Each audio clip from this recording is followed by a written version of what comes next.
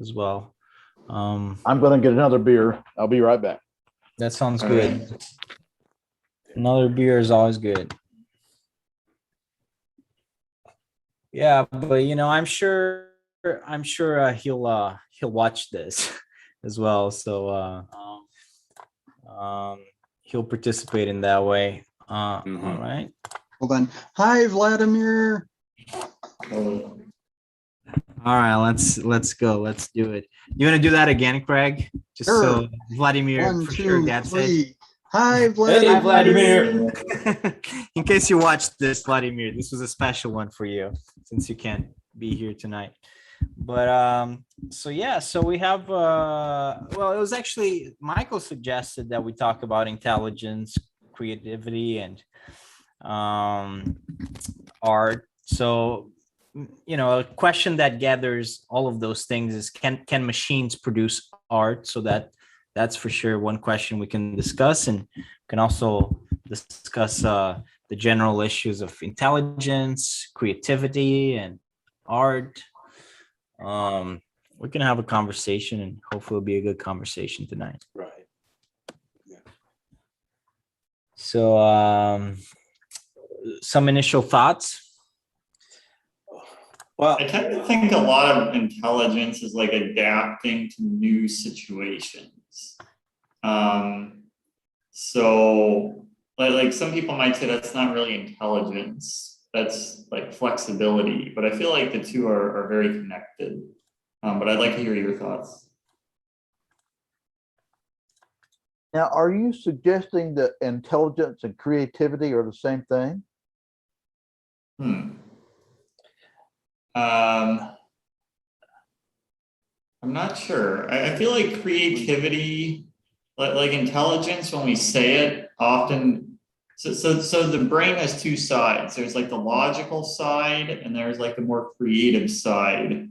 I wonder if intelligence is like a combination of the two, whereas creativity is more like you could be a really creative artist, but not be very logical or analytical. So maybe it's like a combination of the two. Well, for example, Shakespeare was very intelligent and he was very creative. Yeah. There are a lot of intelligent people who could not write like Shakespeare. Yeah. Albert Einstein, I'm sure, probably couldn't write anything like that. It's just a different way of thinking. Yeah, I mean, one way I try to think of intelligence is first it's like problem solving ability, not in terms of math problems or formal problems, but just life from day to day is just solving one problem after another, right? And a big component of intelligence is just the ability to come up with solution to the problems that confront you. But that's not all of it. I think creativity then is actually recognizing or finding problems to solve. That's maybe one way to look at creativity. So that's how I would contrast using problem solving as the pivot point. Say there's solving problems, and then there's also finding or seeing problems and seeing possibilities where other people have not seen anything at all. Like an entrepreneur, kind of. Yeah. Well, yeah. that's one example. Or yeah. an inventor. Like, for example, you have societies that have never progressed beyond a certain level of, I don't know, sophistication, technology, or whatever you call it, complexity. But I'm not going to say these people in that society are not intelligent. I mean, they probably have a different set of problems in their milieu, and they're able to solve it. Like finding your way around in the rainforest and knowing each and every plant that's safe, this is dangerous, that you should keep away from. That takes a lot of mental resources to be able to do that, And And I think a lot of it I feel like it's somewhat important that the situations be like new situations. Mhm. Yeah, I feel like there's kind of two different skill sets. Like one is facing the same situation over and over and getting better at it. right, And then another is facing like an entirely novel situation. And I guess nothing can be really 100% novel. There always has to be some elements like that you've seen before, but yeah, I guess I feel like it's important to make the distinction between those two. right. No, and that's why the Homo sapiens is the species that exists in the widest range of of climate and whatever have you. There's no other species, well, maybe some bacteria or whatever, that lives in the range of temperatures and climates that we do, and it's the ability to solve problems that confront you. And it's too cold, what do you do? If it's too hot, what do you do? If there's no water, and something, and that sort of intelligence, problem solving ability is, I think, what really separates Homo sapiens from the So rest it's us and tardigrades. yeah. But then the question is, are those just the problems that we feel like let's say you compare humans to other animals, right? And you try to compare intelligence. So we have our set of problems and they have their own set of problems that they work on. How do we know that we're better at ours than they are at theirs? Have, for example, elephants 300 years ago basically lived the same way that elephants today live, right? Yeah. Pretty much any other species, but except Homo sapiens, And maybe thousands of years ago, I bet Neanderthals also moved up the whatever you call it.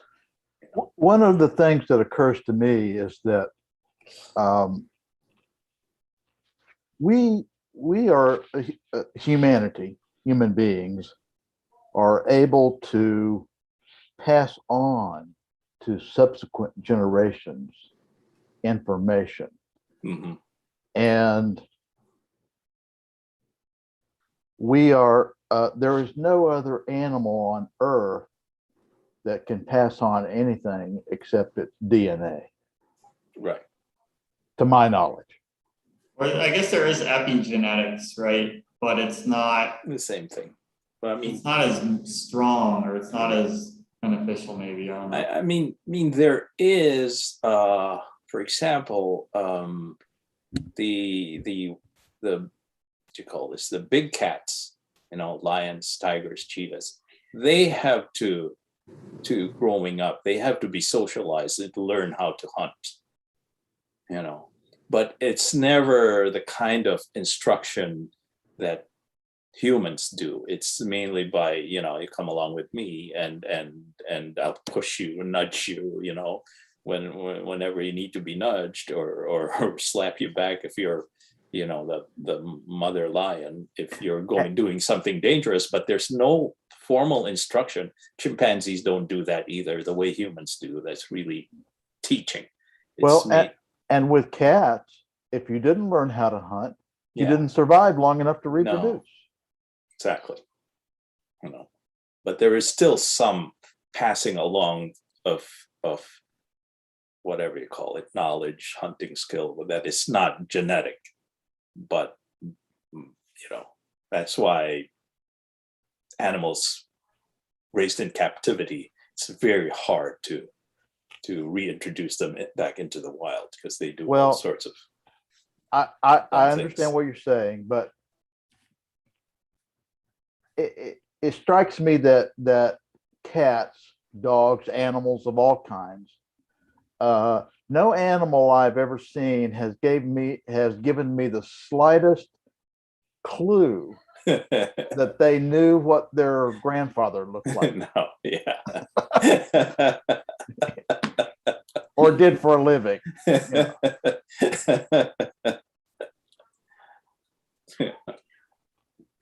So passing on knowledge from person to person is kind of like a sign of intelligence.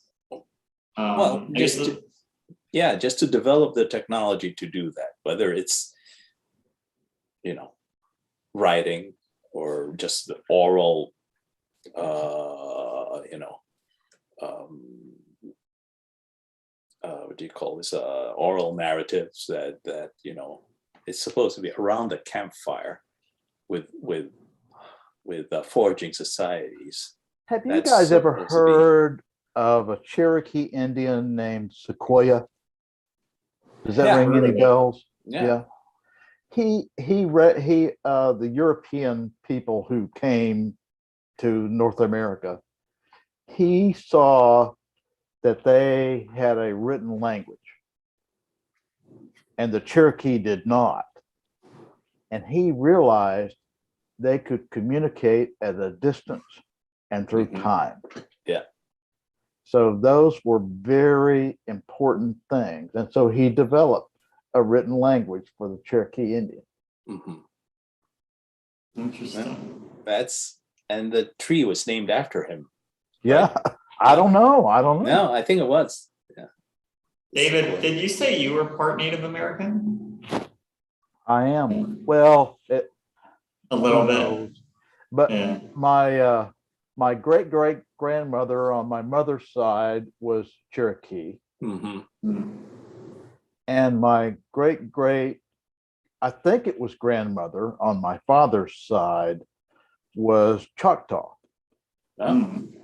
But I think within the last couple of years, scientists have figured out that doesn't necessarily mean that I have any Cherokee DNA Right. Mm. Right. or It- It can totally disappear. yeah. Something I didn't realize until just maybe a couple of years ago, Interesting. because of chunks of genes. But an interesting thing to think about intelligence is, and it's just a mental exercise, call this thought experiment, if you wish. Imagine if Einstein was born into a hunter-gatherer band. Mhm. What would he be like then growing up? He might be like the leader of the tribe, or like be. he might be like the shaman. You're right. Yeah, I feel like a lot of the smartest people, like way back when, became like the religious leaders, or like the Mhm. shaman of the tribe, or Mhm. or would like give general advice to everyone. Or, Right. yeah. He probably would have been a very important person, Right. but hunter-gatherer societies, my understanding is that the people who live in those spend most of their time looking for food. But Einstein had time to think. Hmm. And I'm not sure he would have that time if he was Right. hungry all the time. Thinking about Einstein, just the thing to remember about him is, of course, he was the guy who flunked out of school and whose teachers said he would never amount to a damn thing. So I think there's actually a pretty good chance he would have been an outcast in any group that he would have been in those times, because he thought differently from other people. Right. And when you do that, even now, right, we know that means that you get ostracized, and in that kind of civilization, if you get ostracized, you either are successful as a hermit or dead. Yeah. So, Or he could also have been, the curious person who's able to figure out things that the rest of the band had just not thought about, and maybe figured out this is a maybe discovered a plant that might be, he could have been the what you call medicine man or something. But just curiosity and the logical thinking kind of thing and creativity. So I mean, you'll never know.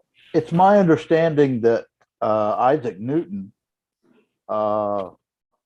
discovered the fundamental principles of calculus because he had isolated himself during a plague, and he had nothing to do all day except think on that.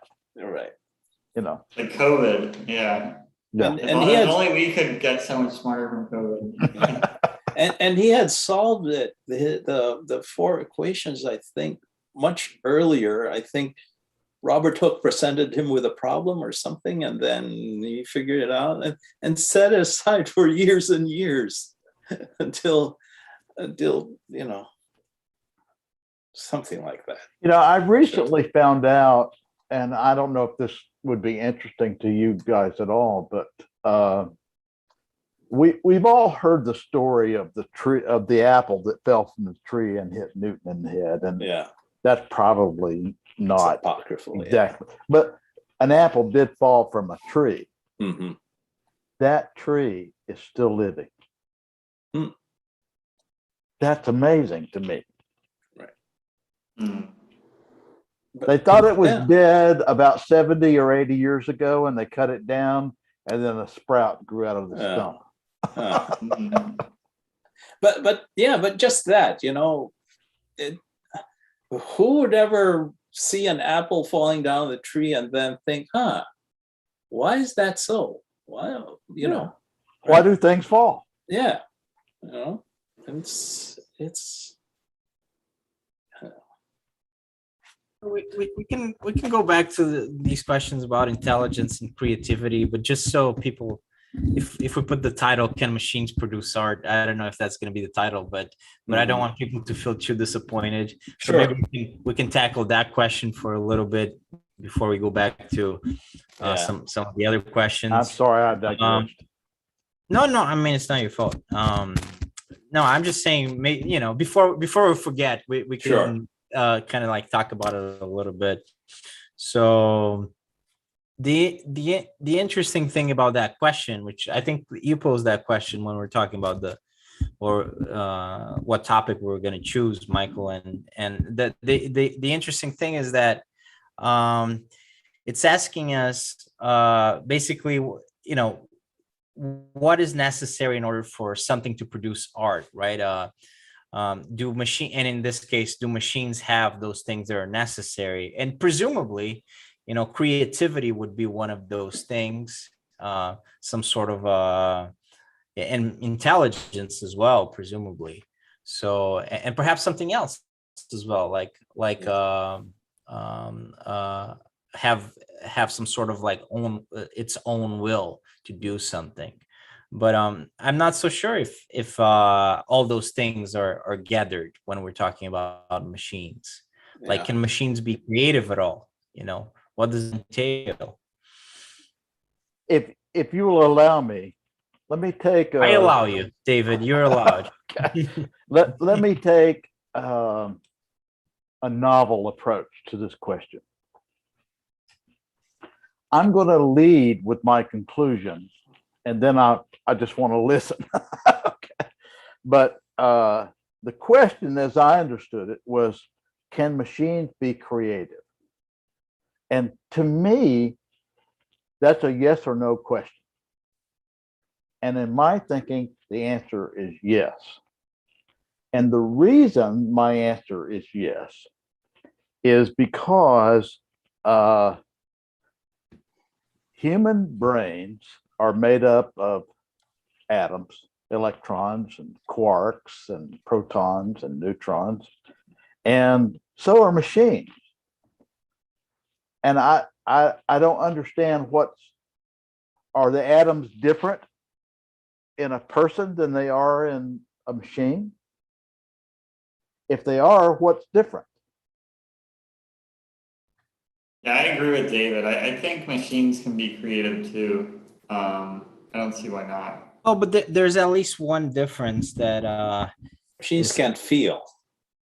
well, and That's, there's also the there's- fact that we are not programmed and machines are programmed. So there's Mm. a very clear like initial programming in the case of machines that we don't have, that people don't have. AlphaGo That Zero would be- wasn't programmed. Yeah. What makes you think that you're not programmed, Bruno?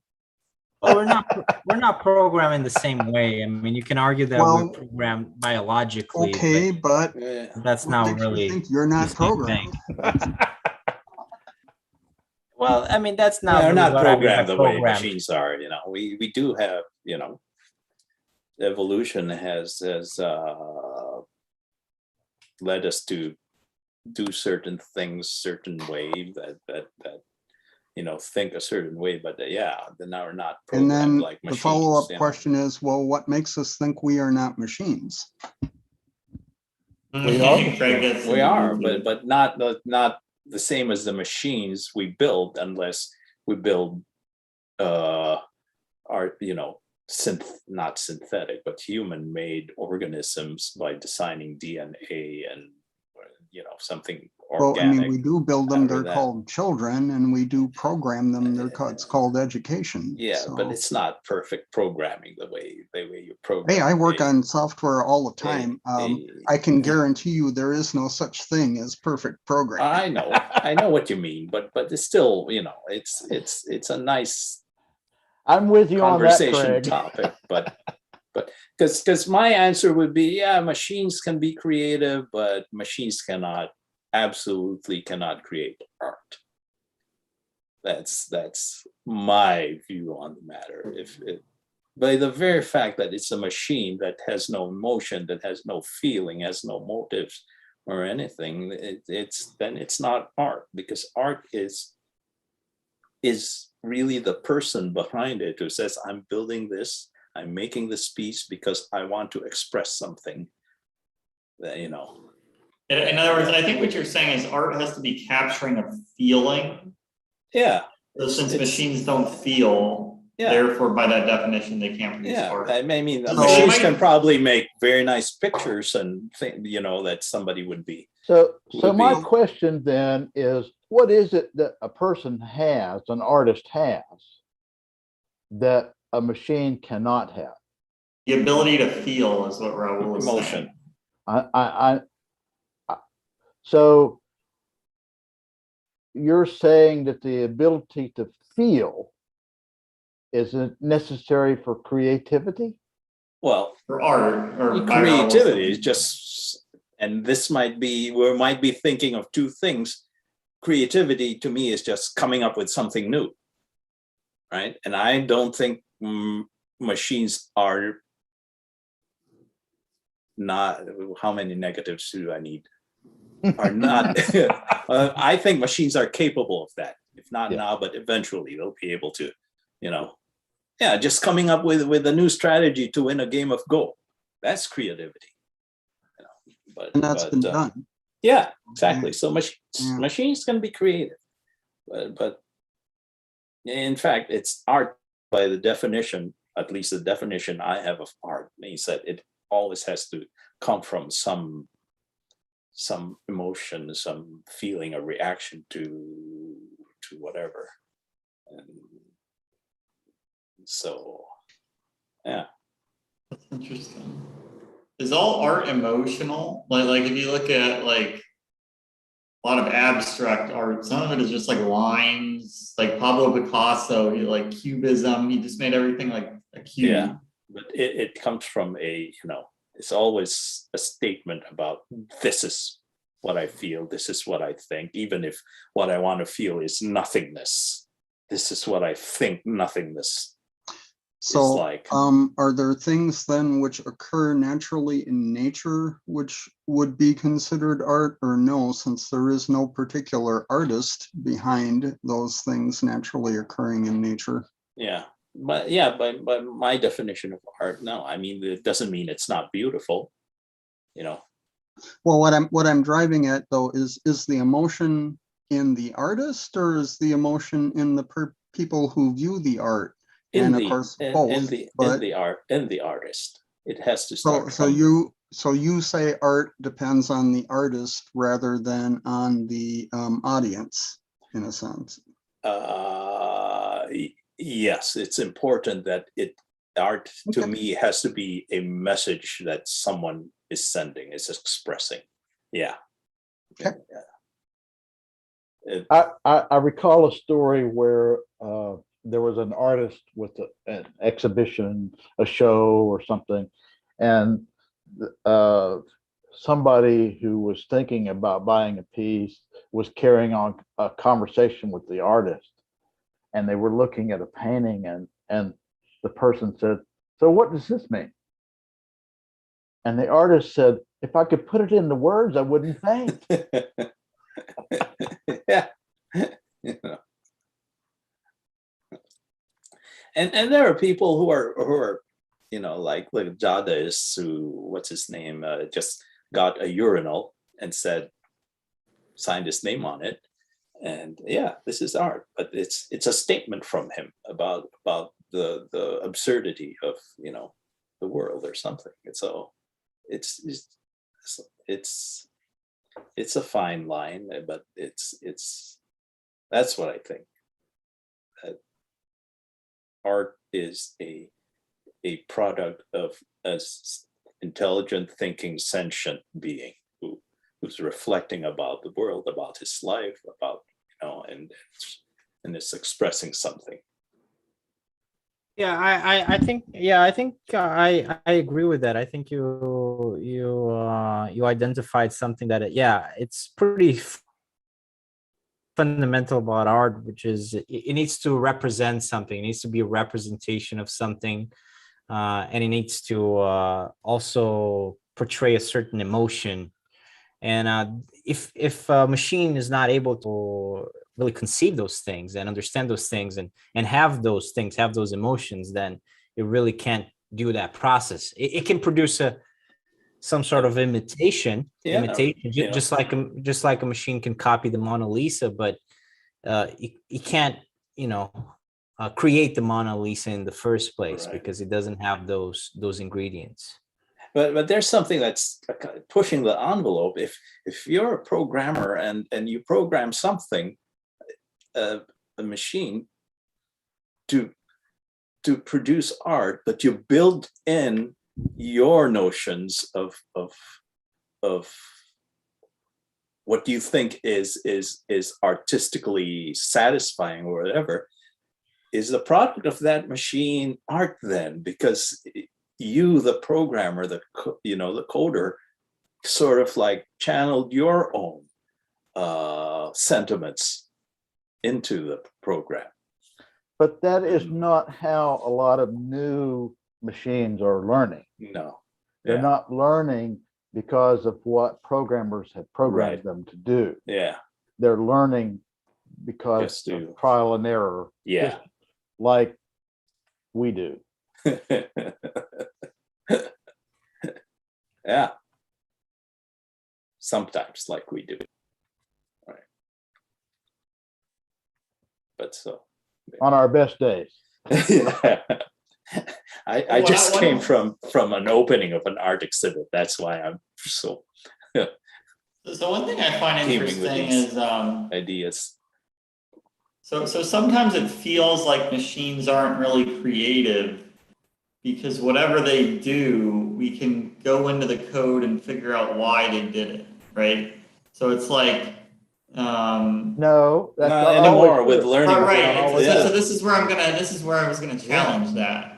So with the new artificial intelligence like AlphaGo, AlphaZero, we have a lot of trouble, and sometimes it's impossible for them to tell us why they're doing what they're doing. And Yeah. I feel like that's more human-like, where a lot of times we have like some creative idea or inspiration, and we have trouble explaining how we got to it or where it came from. Hmm. So yeah, Analog knowledge. Yeah. yeah. Yeah. And there's, the thing, I think there's a dichotomy in the way humans think, how they, first of all, how they try to, what's the term I'm thinking of, to about human cognition. I think there are two ways of cognizing, if that's such a word, and one's through narrative and one's through pattern, you know. And isn't it that you can see the pattern, but it takes you a while to explain to yourself what the pattern is, right? And so it's two different ways of thinking, and when we try to explain things either to ourselves or to another person, we have to translate a pattern into a narrative. I don't think humans can communicate by transmitting somehow patterns to each other, you know, although there's a movie that Sure, tried to I do mean, that. that's where the constellations come from, right? You Yeah. look up in the night sky, Yeah. you see the patterns of Yeah. the stars, Yeah, and you turn them into stories Right. depicting various mythological things. sure. And then you start passing those stories on, and that's how your offspring get to look up in the night sky and recognize what those Right. stars are. You know, and translating the patterns that you see into something into a narrative is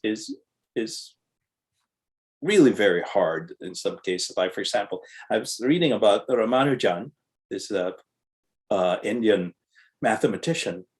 He saw mathematical patterns, but it took him a while to develop the proof. And the proof is basically, a mathematical proof is basically a narrative.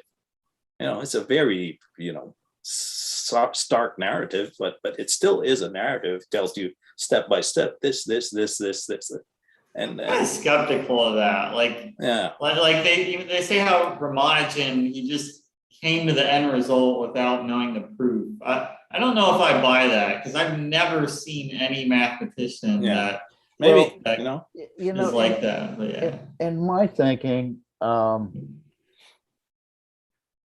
in prehistoric times, Cro-Magnon threw a spear at some prey, and if the person missed, they picked up the spear and they tried again without calculating force, thrust, you know, Yeah. arc. yeah, But they understood it in an analog fashion, because if they didn't survive. hmm Either they starved to death or they became lunch, you know, one way or the other. But Einstein or Newton discovered that the behavior of objects in motion could be understood mathematically. right. And in my opinion, that was a discovery. But there was the analog knowledge, and then there was the mathematical knowledge, and the same result ensues. But with the mathematical knowledge, we were able to send rockets to intercept a comet. We can accurately predict eclipses thousands of years into the future. There is no astrologer that can claim that level of accuracy. None. No. So interesting. So yeah, there's like intuitive. So we as humans, we have more of the I think you said like mathematical knowledge, where you like spell. So math kind of helps spell out what we know, what we see intuitively. Like when we throw a spear, we kind of intuitively know what's going on. We don't think like velocity, we don't do all the No. calculations when we're actually doing it, but then, You don't think about all that when you're throwing a frisbee Right. back and forth. Yeah, yeah. but you but know, a- But you actually, do all of that. yeah, there was a researcher who figured out that what we do is and they know that dogs do this when dogs are chasing after the frisbee and are able to catch it in the air, is the angle of their sight, something to do with that. You maintain an angle relative to the horizontal to the object that you're trying to catch, and I think that's what baseball players do when they're fielding a pop fly. Is you know where to run because you run to where you maintain the angle of the to the ball that's flying towards you. My But point yeah, is, it's all is that heuristics. Yeah, baseball players and dogs are not doing calculus. exactly. Yeah. Well, maybe some are. So, So, but so but basically, that's- there's basically, yeah, I'm just thinking there's like the intuitive intelligence, like Mhm. that we are not thinking or spelling out what we're doing, and then there's Right. the like intelligence where it's like we're spelling out, like, in I guess in more detail what's going Yeah. on. But that's also pattern and narrative, right? You're just following a pattern, and it took some time before somebody was able to explain, well, this is what we're doing, to come out with the explanation, the narrative of why that works. And yeah, I think humans are kind of unique in that they have the ability to think about one single event for like a very, very long time. So like let's say I throw a basketball in the air and it goes through the hoop. I can reflect on like the angle I threw it at, the force of gravity, and I can spend hours and hours reflecting on that and writing up stuff. Whereas I feel like an animal, it's like once the event's more than 2 minutes ago, it's like it already happened, move on with life, right.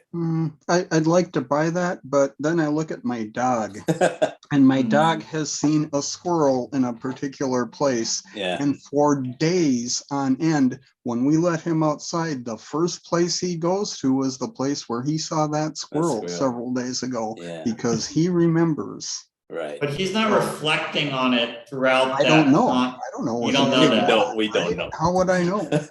Yeah.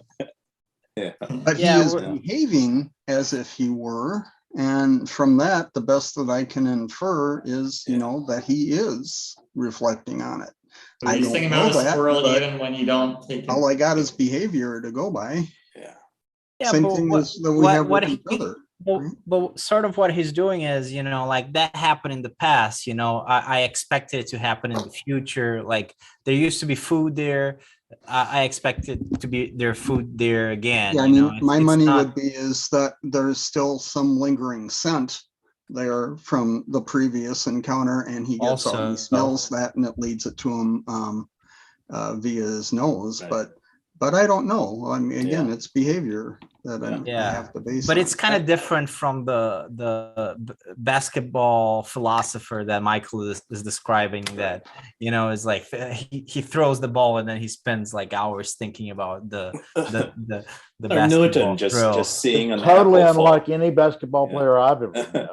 Yeah, in fact, Yeah. what sports coaches tell you is to not think about what you're doing, right? Yeah. Because when you're thinking about it is when you're gonna Right. screw yourself up. Yeah. Thinking is expensive. It's really interesting the trade-offs that come with thinking. So there's Oh, Thermodynamically, very expensive. Very expensive. It's like, Yeah. So it's like in order for it to be worth sitting and just thinking about this one thing for a really long time, like you have to have the rest of your life in like really good shape. Like you have to have enough food, you have to have enough water, you have to have enough social connections. When that's in perfect shape, then it's probably worth using just sitting and spending time thinking about a basketball going in a hoop or Right. So But what yeah. you need is you need to have a civilization built So Right. that with a division of labor such that you don't have to spend all your time hunting and gathering, you can spend your time doing this other stuff. And that's, Yeah, I that's shouldn't been our say big. perfect condition. Like, you need to have enough food to eat. You need to have enough people around you. Like, yeah, maybe not perfect condition, but in decent condition before you start just thinking a lot. Yeah.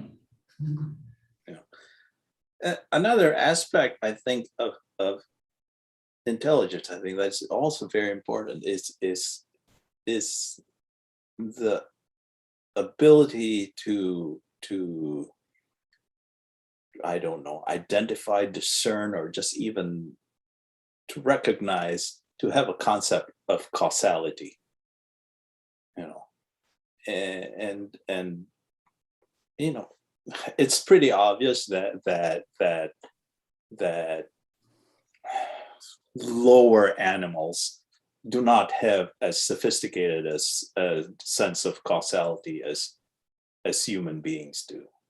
Well, what do you mean by that exactly? Just to be able to say A causes B. And so if I Mhm. see B, then probably A happened or something like that, you know. And if I see Right. this going on, I know it will end up this way. And to be able to just do that constantly, we're not even aware that we're always That's thinking. like one of the key components of Yeah, intelligence. yeah. So I'm saying a key But- component. but of animals Again, intelligence. I don't need have to refer to my language. dog, though, who has trained me to do a great many things by exhibiting a certain kind. I do that. I go and put my head in Craig's lap and cue him, and pretty soon Craig's going to feed me, right? And Yeah. so the animals teach us as much as we teach animals. And sure. so in order for that to happen, I think that animal could be said to possess some degree of intelligence in order to perform that training. Oh, yes, they do. Yeah. But it's just not, they can't grasp the sort of causality. There are different levels of Yeah, intelligence. yeah. You know, and someone that has a higher level understands usually cause and effect better. Right. Uh, Right. I mean, yeah, I agree that seems to be like a pretty important part of like the intelligence process. Yeah. But the thing is, animals don't have language, so or not the Well, same kind of that's a language we good do. point. Yeah, But, I like, was they can't thinking even really about that. think about what a causation is. It's instinct, right? Like, Yeah. So whales who sing to one another across several hundred miles worth of ocean do not have language, we think? yeah. I was gonna caveat that. That's not 100% true. Some animals have. They don't have syntactical language. I think that's the And we distinction. know that how? Well, people that have conducted experiments have noticed that. And a lot of you people know, who work with whales seem to think Yeah. that they do. but not syntactical language in terms of being able to rearrange ideas in a sequence and I'm change the not- meaning.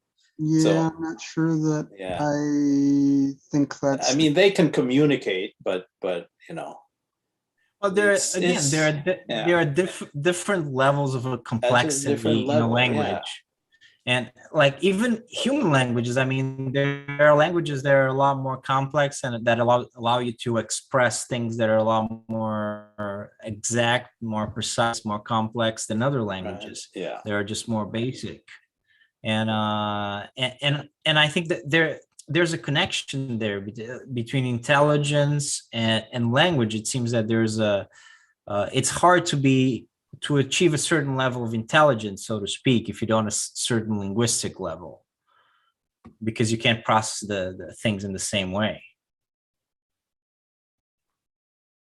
Yeah, what does a language do? A language, it lets, by emitting sound waves. So we have, we. Well, it's language interesting- doesn't have to be speech. Speech, Yeah, technically, you know. Oh, that's And- true, and it could be gestures, and it could be Yeah. written as well. In fact, the most current theory of the origin of language is that it started out as gestures. You know, It probably did, right? Yeah, Because that's yeah. the most immediate thing. right? And also language is generally accepted to be genetically built in. Like you get a population will naturally invent a language to be able to communicate to each other. And I think they're the what do you call this? The seminal study on this is there's a Nicaraguan sort of community of deaf children, I think Home for Deaf Children or something, who just invented their own sign language just to keep communicating with each other. That's sort of, my daughter told me about that. That's a seminal sort of example in linguistics, that field. That's so they said, yeah, what's his name? Who's that? Keep forgetting his name. The most famous linguistics. So yeah, he's right that it's built in that even if you don't teach language, children will invent a language of their own to communicate with Thinking each of other. Chomsky? Yes, yes, yeah. As opposed to writing, which has to be invented and has to be taught. Otherwise, it's not naturally going to crop up in a population. You know. Yeah, and I think we've talked about this before, or either we talked about this here in this group, or I talked about it with Vladimir. But how the fact that language is not just ways of communicating, but is also ways of developing thinking. Mhm, And yes. there are even some linguists that, yeah, that they posit that the primary, in some sense, the primary function is actually to promote thinking and allow people to structure this. So it does seem that it would be hard to develop a certain level of intelligence if you don't at least, a similar level, linguistic level. So, that can explain as well why people have, as people have evolved, it has been sort of exponential as they develop Right. language and also numerical representation. How that has aided the intellectual growth of people. Oh yeah, I believe in that.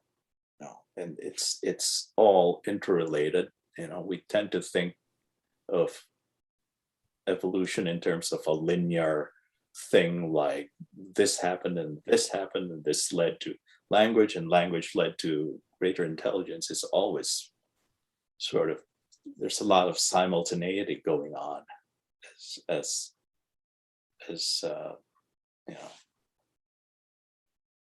What about you talked about it earlier, Michael, and someone even asked, I don't remember who asked, but if creativity is intelligence or intelligence is creativity. So can we separate those two things, or are they so interconnected that it's like not even possible to separate them?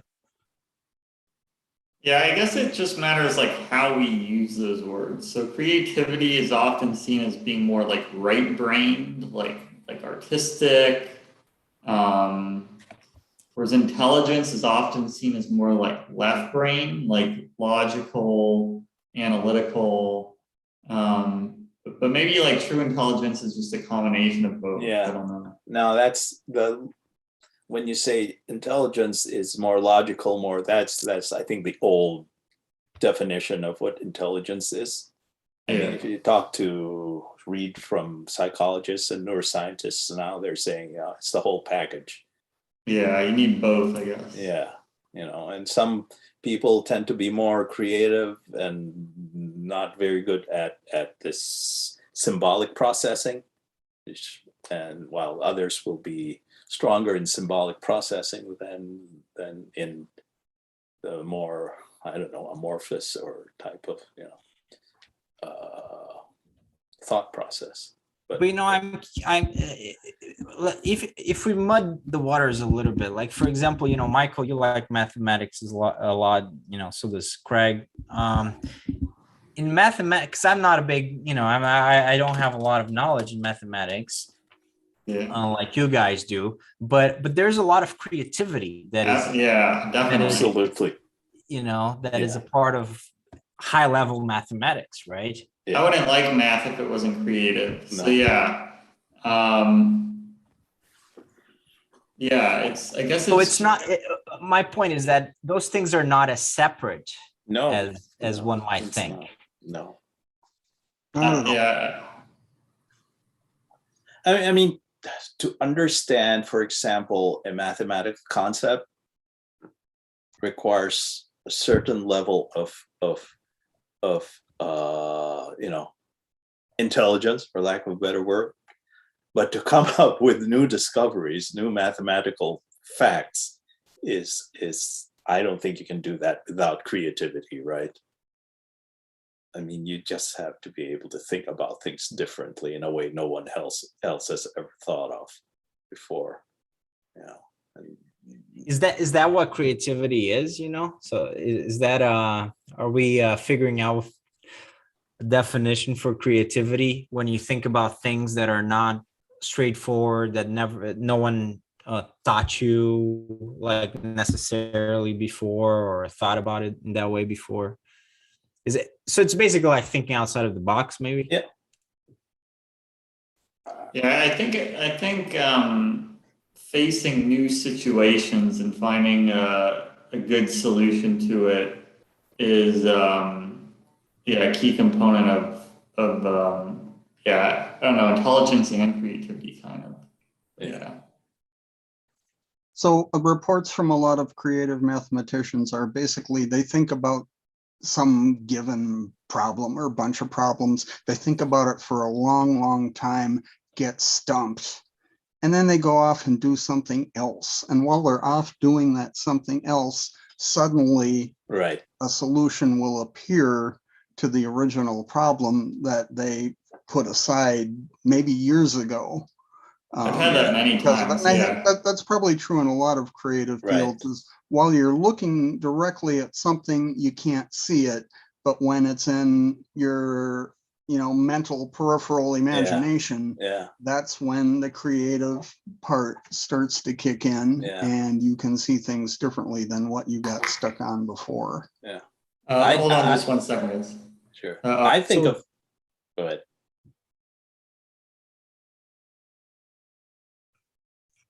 I just said I'm going to be on mute for just a second. Okay. Sure. So the creative part is like when you think about things differently.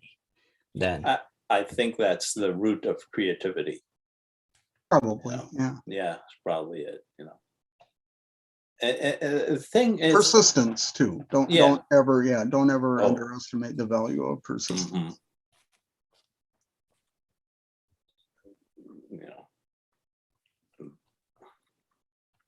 So, I mean, creativity and symbolic processing, I suppose, is the best term for the other aspect of it.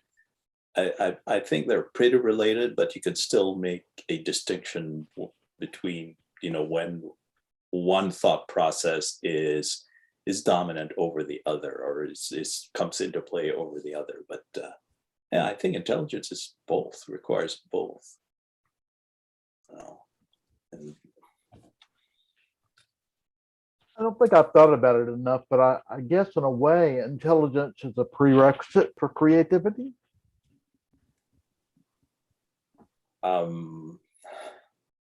it gets tricky because kids are very creative, right? Kids are very intelligent too. Yeah. Yeah. So it depends what we mean by, that's true. Yeah, I mean, you Intelligence kind in of get terms of- yourself chicken, egg. Yeah, chicken, yeah. egg, in a so, se- it's which a- is in a s- in a prerequisite. sense it seems like it's an element of intelligence. Oh yeah, almost. you can't. Hey, sorry, I have to get going, but I'll see you guys next time. This is a lot Sure. of fun. Sure. I'll watch it on Michael. YouTube. Yeah. Okay. Good luck with your Sure. stuff. I hope you get it all Get everything mixed up. settled with your, post theft Thanks, I appreciate it. solutions. Yeah. Yeah, no problem.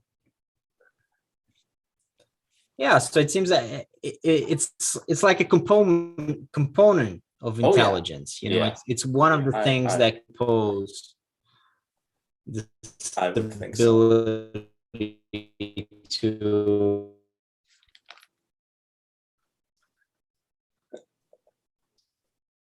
just like what you were saying before, like understanding the relationship between cause and effect.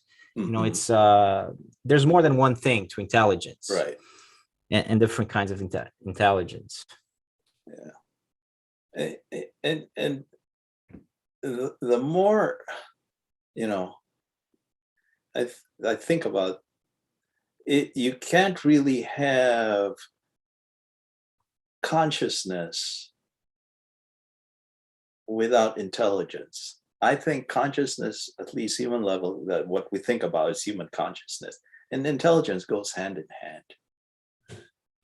I think it's, you know, this notion of a human being who does not have self-consciousness but is totally normal in every other way. I think that's just impossible.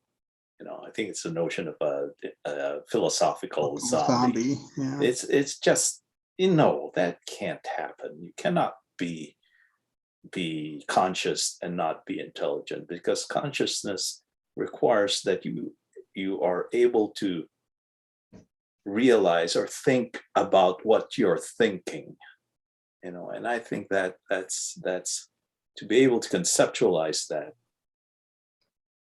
requires intelligence. Are you conscious while you're asleep? Then I would say.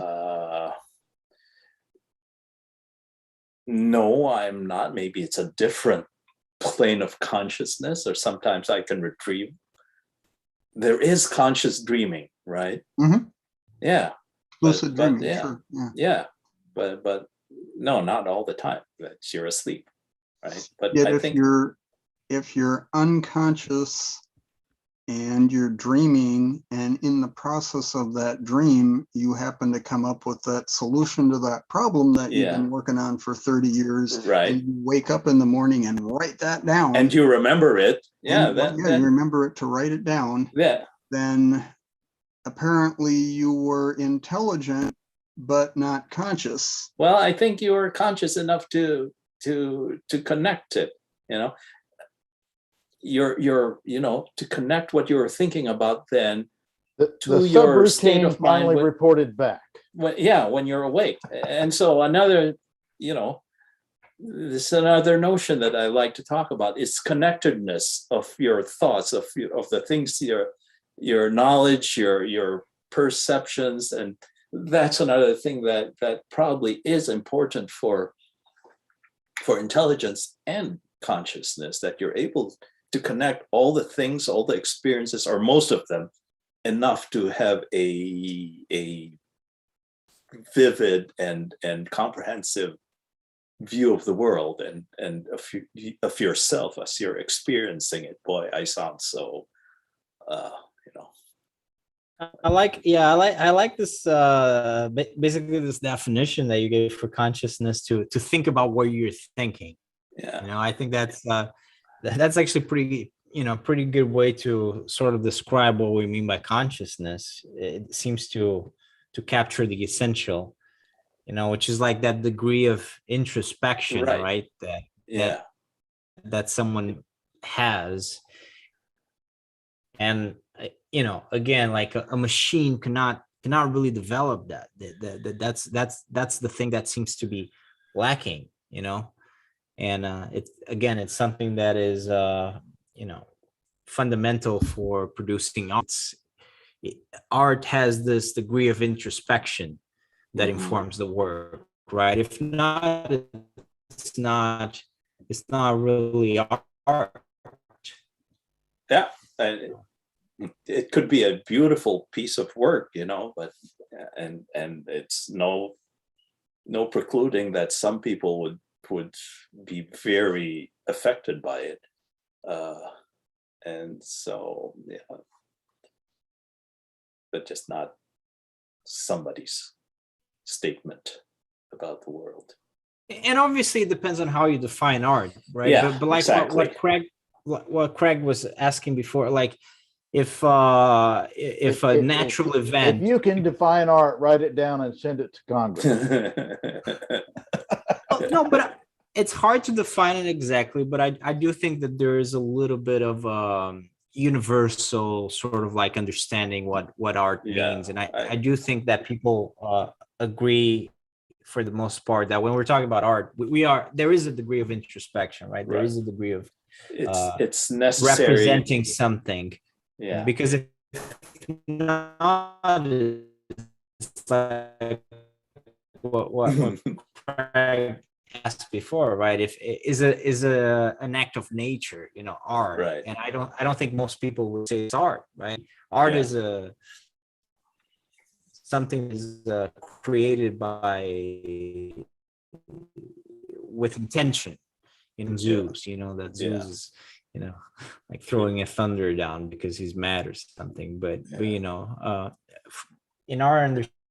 with science and everything, it's just physical process, right? It's a random, Right. in a sense. But art is not, it's a representation of something. Yeah, mean- I don't know if this helps, but I'm just going to throw it out there. To me, art is when you look at something or you hear something or you experience something, if it's too chaotic, if it's too far out there, it's just viewed as noise. And if it's too predictable, it's not interesting. And so art rides the line between what is predictable and what is not predictable. That's the struggle. That's what makes art, if you ask me. All right. I would say that is what you're saying is your criteria of what will make art interesting to you. Well, Yeah. that's just it's not a complete explanation Sure. by any stretch, Right. but I think that there's an element of truth there. Mm-hmm. Well, and you're establishing the link between like creativity and art, right? That you need that element of creativity, if I understood correctly. Well, yeah. And I think it's an important link to establish. And by extension, we talked about the relationship between intelligence and creativity. If you need the creativity, you probably need the intelligence. Right. So it's an act of intelligence, even though it's creative and emotional and all that, but there is an intelligence behind it. Yeah. An intention. Mhm. So that's why. So I mean, I've read this a while ago, but there's that example in that book. I forgot what it's called, but basically, it's pointing out that now there are computer programs that can create music, and it would be undistinguishable from something or Bach, Yeah. Yeah. What's the name of that book? You know what book I'm referring to? Well, you're thinking of Doug Hofstadter and so Bach, but yeah. Yeah, Yeah. exactly. Problem with that is that it's weird, but even though the result might be similar, the intention behind it is not. Process of creation is not. And in one case, it's an express, an intelligent act, and in the other case, it's it is not a representation of emotion, Mhm. even though the end product Right. is very similar. It's and Now, it might But the actually be intention beautiful. is not the same. I'm confused. I'm confused. Because you're saying that art is a representation of emotion. Yeah, I think it's part of it. Yeah. It's somebody's statement, and it has, this is my view of the world, or something that I want to convey to you right now, whether it's something as stark as this is a nihilistic work, it's just a blank canvas, that expresses what I feel right now, or a feeling that I want to capture. And some people might say it's bad art, but really, who's to say what's good art or bad art? As long as, that's at least that's my point of view.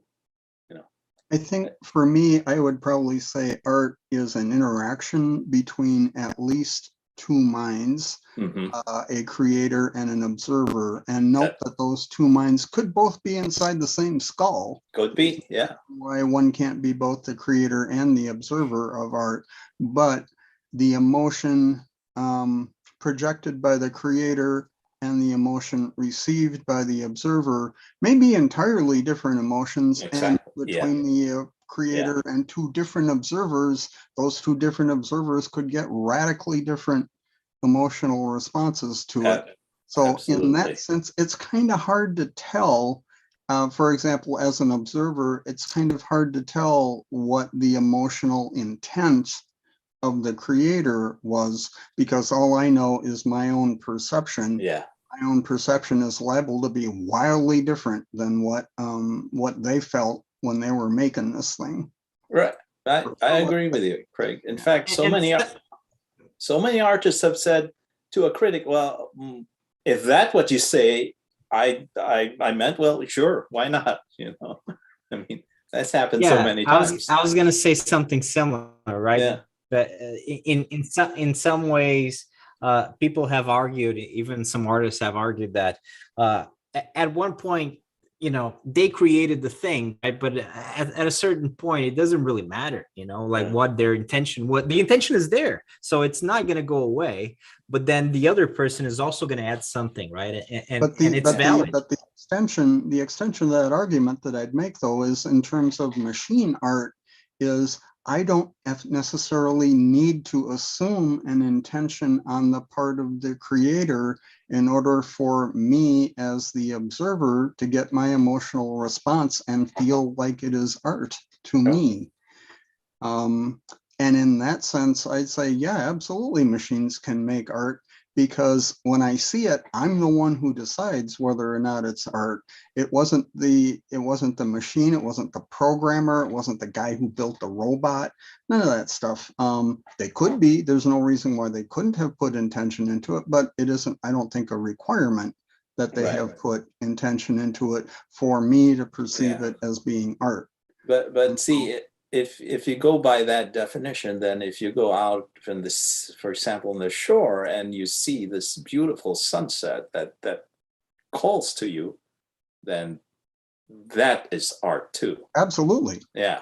To me, the natural world is the yeah. embodiment of the artistic vision. So yes, I think I mean, it's just a different. That's true. You just have a different definition of what art is. We do. Yep. Yeah. Yes. Absolutely. I mean, if we have different definitions, I guess that's not the end of the world, right? Because it's at the end of the day, it's a concept that we create. So right. The way I see art, the way I think about it, it would. I think the intention behind it is important. But I understand what you're saying. Yeah.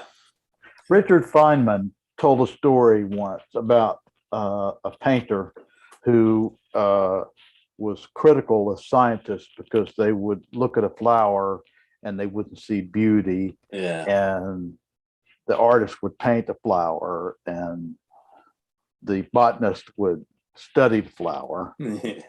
And Feynman, I think, accurately pointed out, well, when you study the flower, you see the cells and you see the fluids moving around within the flower and the plant, and you understand, you begin to understand the processes of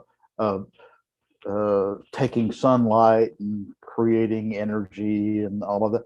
That's all beautiful too. It doesn't detract, it only adds. Mm-hmm. That was Feynman's point. Yeah. And eminently valid. Yeah. It's I might be drifting from the off topic, but it's okay.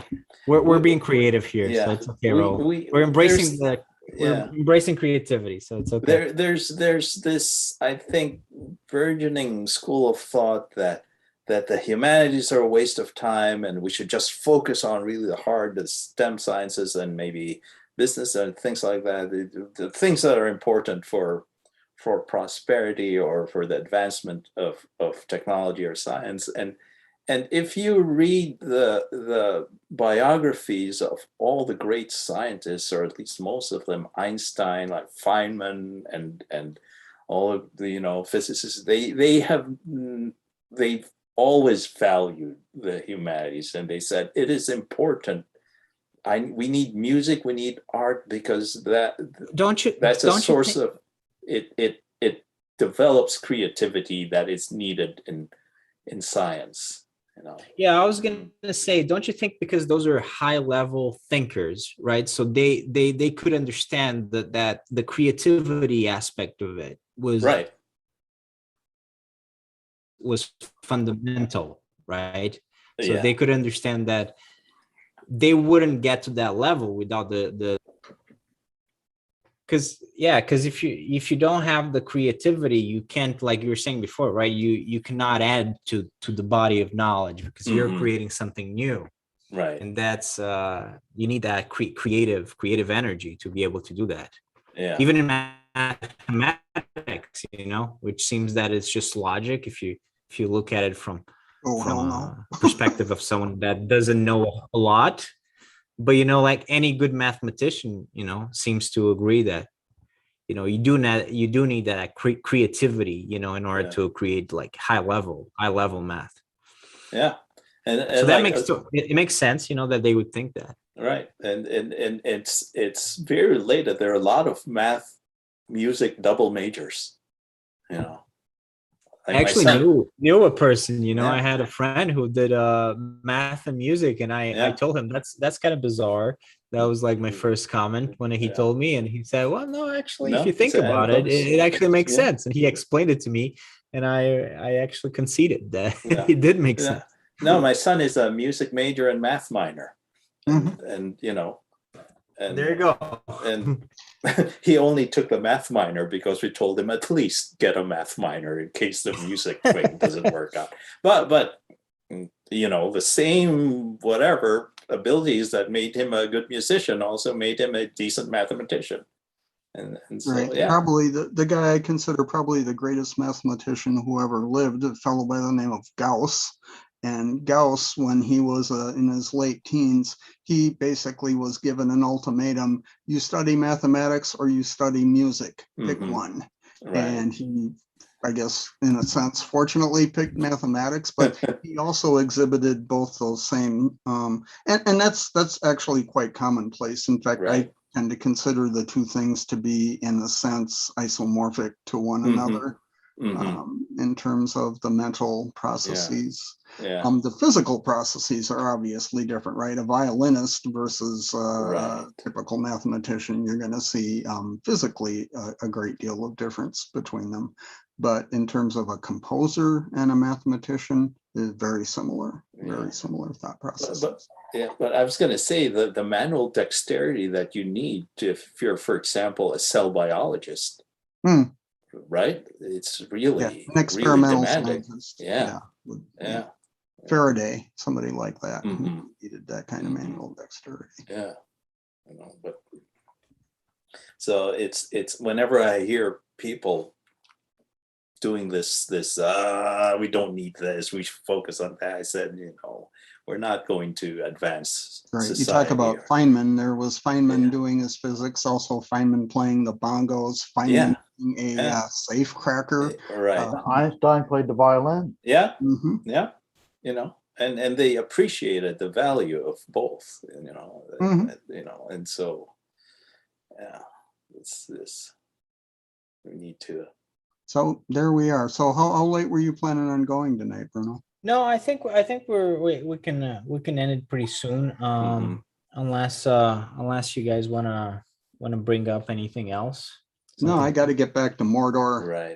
So. Yeah. Oh, I've got one last thing. I remember I was talking about, and I don't know if it's valid. This pattern versus narrative, where narrative is really a sequential unfolding of information, while pattern is you view it just like, when you perceive a pattern, you don't really do it little by little, it just comes to you mostly, right?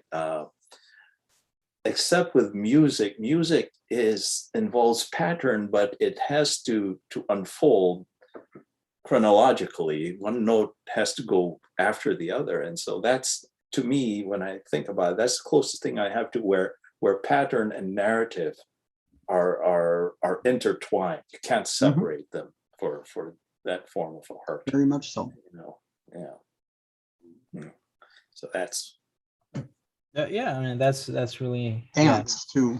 Dancing is like that as a lot as well. Mhm. Yeah, so I mean, we can end with that realization that it's very hard to separate both things, and it's counterproductive.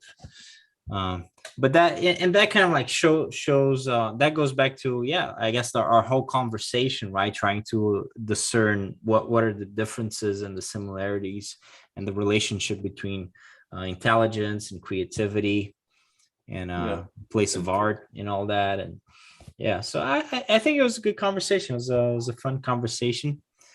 Thanks for joining, guys, and for talking All right. with me. See you later. see you later.